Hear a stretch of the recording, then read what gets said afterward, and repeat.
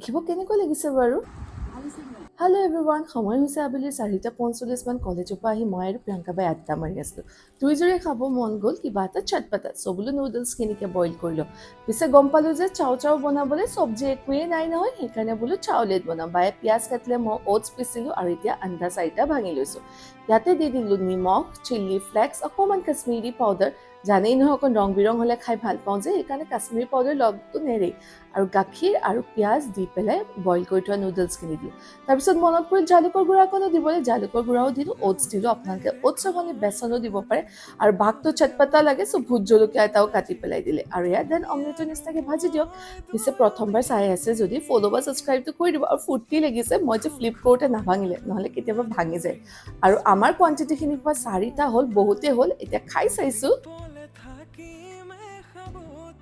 সঁচাকৈ ভাল হৈছিলে। আপোনালোকেও এনেকৈ বনাই খাব পাৰে আৰু কিমানে খাই জনাব।